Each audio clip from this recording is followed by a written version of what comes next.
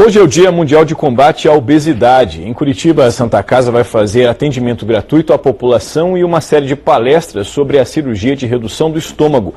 Ao vivo, a repórter Elisa Rossato tem mais informações para a gente. Olá, Elisa, bom dia. Será que a gente já pode dizer que a obesidade se tornou uma epidemia no Brasil?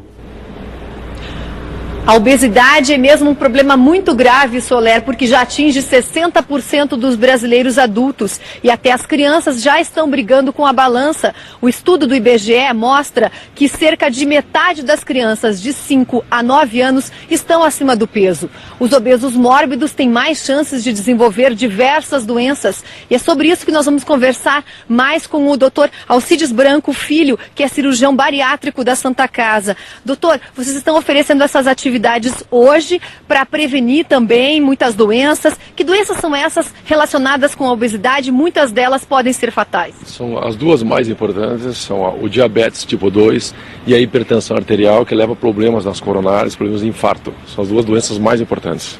É um dado surpreendente que 60% dos brasileiros adultos estejam acima do peso. Por que isso está acontecendo? Já dá para se dizer que a obesidade é uma epidemia no Brasil? É muito grave, né? Porque ela atinge uma gama de brasileiros na fase produtiva, começa com as crianças e vai para uma fase produtiva importante e aí desencadeia as doenças importantes relacionadas a elas, né? Está muito relacionado isso aí à alimentação, os hábitos alimentares, esses alimentos rápidos, calóricos, que realmente traz aí um excesso de peso importante e uma gordura que é a mais grave, que é a gordura visceral, né?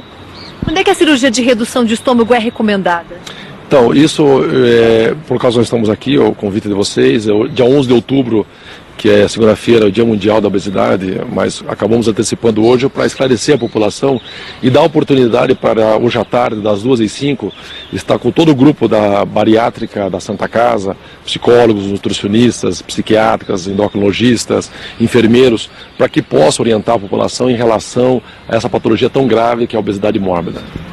Quais são os casos em que a cirurgia é indicada? Existem casos especiais, que a pessoa está muito gorda, mais de 100 quilos? Os 3 critérios mais importantes é o peso e a altura.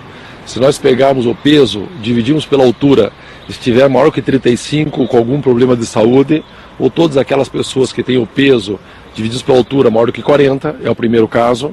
Segundo, se tiver alguma das morbidades importantes, como os problemas cardíacos, entre eles o problema de hipertensão arterial, problemas endocrinológicos, o mais importante é o diabetes tipo 2, problemas respiratórios, a apneia do sono, problemas ortopédicos, como lesões de joelho, coluna, bacia, ou problemas psicossociais. Então, primeiro, o peso e a altura, segundo, os problemas de saúde, e terceiro, aqueles pacientes que já tentaram de tudo para emagrecer. Então, eles fazem um regime, diminuem 3 quilos, ganha 7, diminui 4 quilos, ganha 8. Então, o problema deles não é perder peso, o problema deles é manter o peso. Então, se eles tiverem encaixarem nessas situações, hoje à tarde, das 2 às 5, em função do Dia Mundial da Obesidade, o Grupo Aliança com a Santa Casa estará com todos os profissionais para esclarecer isso para a população. Muito obrigada pela participação aqui no Bom Dia. De Curitiba, Elisa Rossato.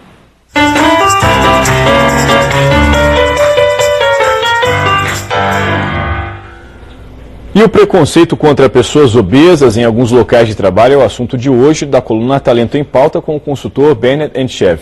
Bom dia, Bennett. Bom dia a todos. Tem sido muito comum, vamos dizer assim, nessas relações que você tem com várias empresas, observar casos de preconceito em relação a isso? Com certeza. As pessoas, na verdade, todo mundo tem algum tipo de preconceito, né? Porque nós somos o fruto de um conjunto de conceitos que nós desenvolvemos durante o tempo.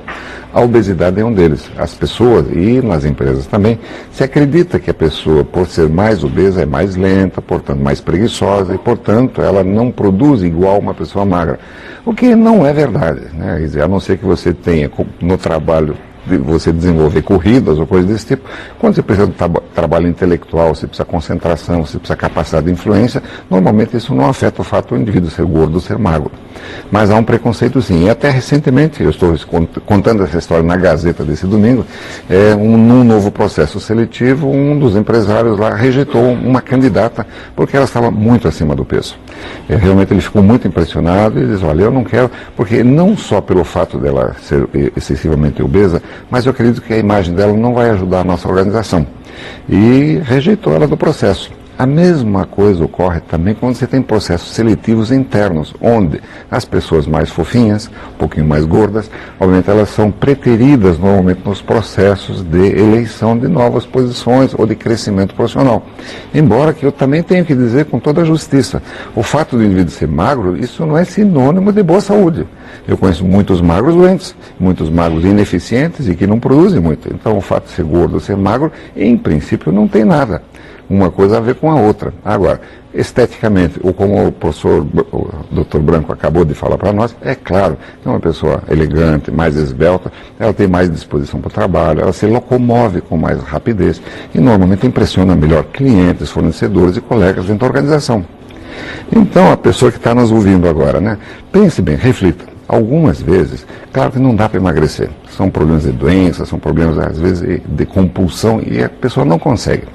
E também, devo dizer também o seguinte, eu conheço muitos gordinhos que trabalham muito bem, são altamente produtivos e são felizes sendo gordinhos. Eu conheço tanto homens e mulheres, pessoas magras casadas com gordas, que se sentem muito bem. E o que a empresa deve fazer em relação ao preconceito quando ela identifica o problema? Bom, primeiro a gente precisa esclarecer a situação. Pode ser a palestra com o médico, né, o serviço de saúde, outras vezes um serviço, vamos dizer assim, principalmente de marketing. E eu acho que se a organização puder ajudá-lo a que essa pessoa consiga entrar num regime ou de alguma coisa mais fácil, eu acho que isso pode ser útil. Bent, muito obrigado. Um bom feriadão aí para você. Bom todos nós e vamos aproveitar essa onda desse regime aí.